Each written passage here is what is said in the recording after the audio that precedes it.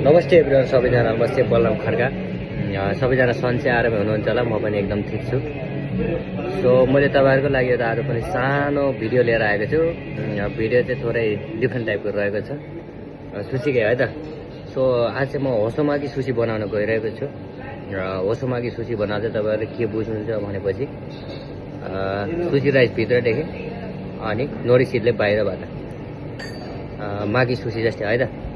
So म बनाएर देखाउँछु तपाईँहरूले चाहिँ भिडियोहरू अन्तिमसम्म हेरेर आफ्नो प्रतिक्रिया व्यक्त गर्नु होला, साथ सपोर्ट गर्नु होला है त। ओके, सो मैले चाहिँ हाफ नोरी सिड लिइसक्यो होइन, अनि यो चाहिँ सुसी राइस थोरै लिनुपर्छ, थोरै क्वान्टिटी है त। ट्याक्क यसरी राखेर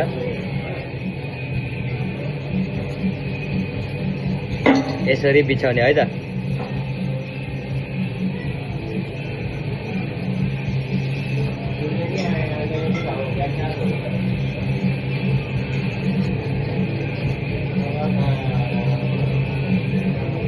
यस्तो आकार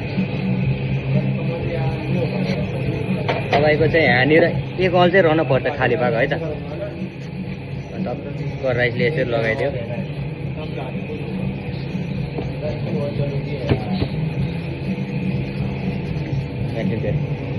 केही छैन क्या, तिमी त्यसमा ढुक्क गरेर बनाउनु, मैले कतै हान्छु कि बिग्रेको।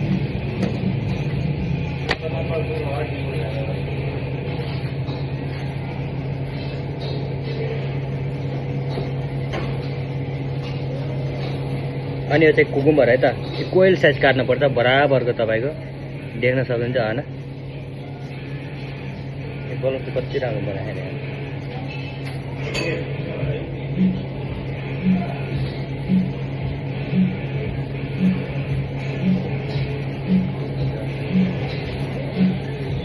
टक्क लगाएर मैले चाहिँ मिजा इन्ग्रिडियन्ट राखिसकेँ होइन। अब रोलिङ गर्ने है त्यसलाई।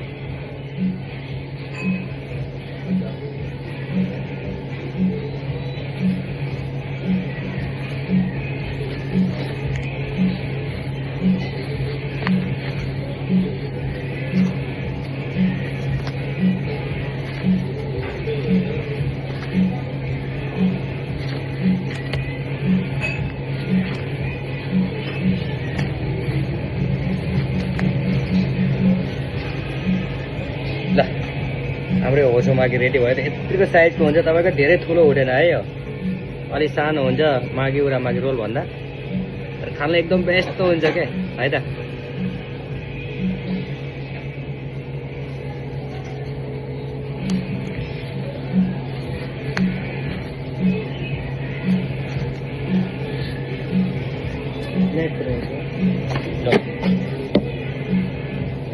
कति तपाईँ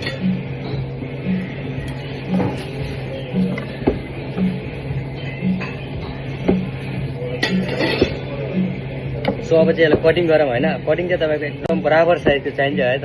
तर माथि भयो भने चाहिँ प्लेटिङ राम्रो देखेन अघि नै।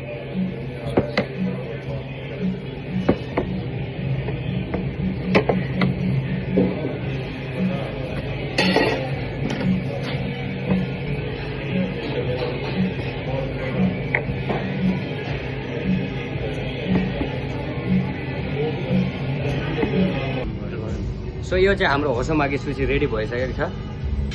कटिङ सटिङ होइन, सबै एभ्रिथिङ चाहिँ ओके छ यसमा।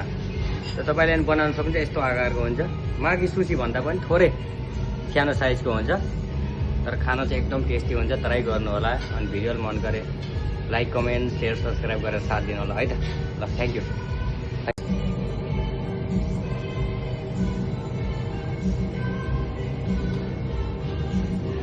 बाहिरलाई पुरै गर्नु भएको छैन।